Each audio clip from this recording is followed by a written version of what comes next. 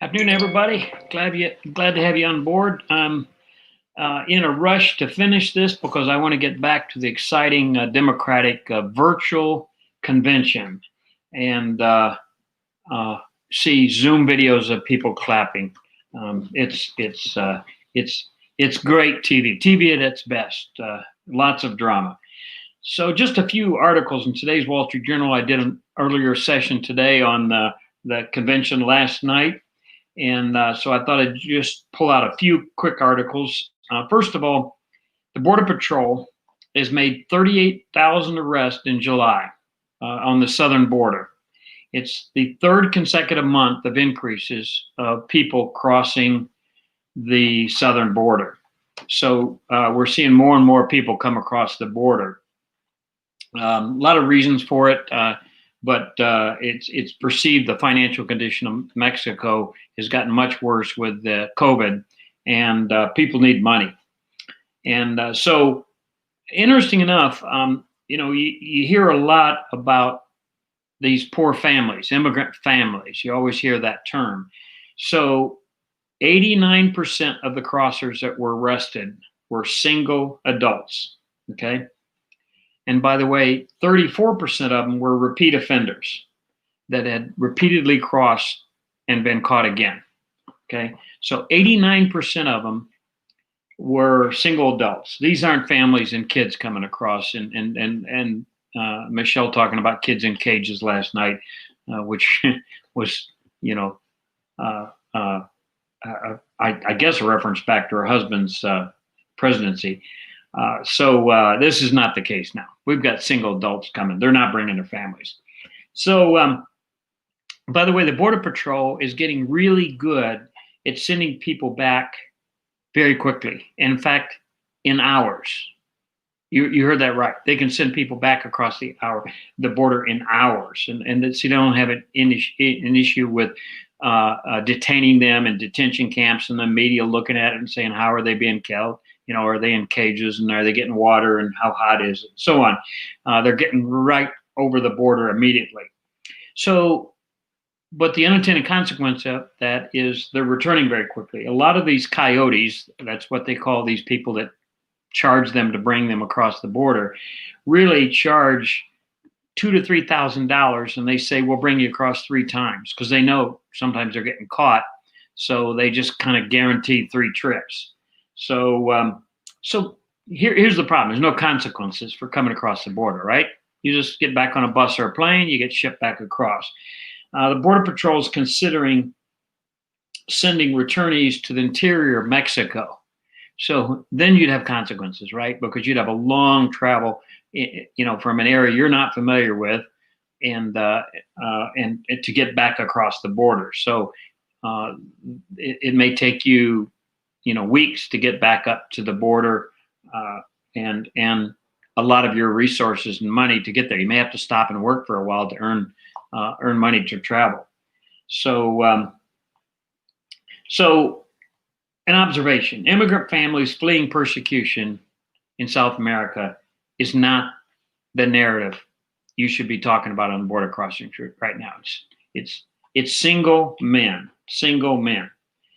And then the question you'd have to ask, and maybe it'll get answered tonight, what will Biden do with these 38,000 crossers in July? What would he do with it? Would he send them back across within hours? Okay. Or would they be allowed to stay here because, they need to be here? And, they're fleeing persecution and so on. So maybe we'll hear that answer tonight. But based on the little amount of policy I've heard on so far, don't count on it. Associated with this is California is having a lot of trouble with the farm workers getting infected with COVID at a much higher rate. And so, part of the problem is they work very close together, and in farm housing, they live very close to each other. They have high density housing in farm areas. So there's an issue there. There's also an issue when they start interviewing them that the illegals working in this area aren't reporting positive tests or symptoms, because if they do, they don't get to work, and they need to work to earn money.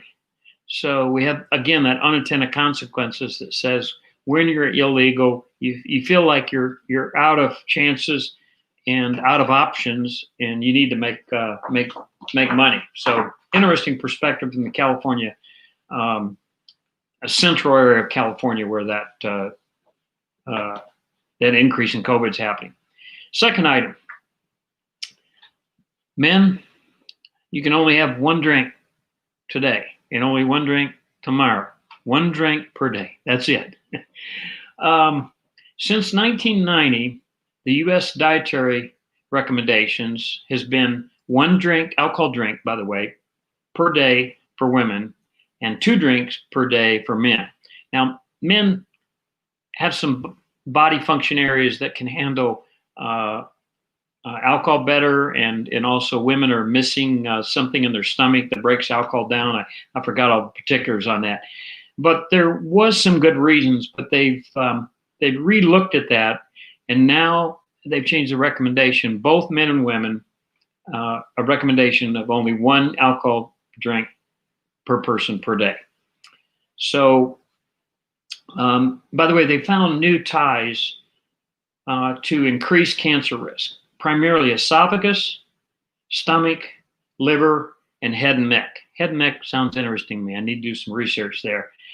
So the risks were noted to start at about 1.5 drinks per day on average. So again, their recommendation is changing down to 1 drink per day.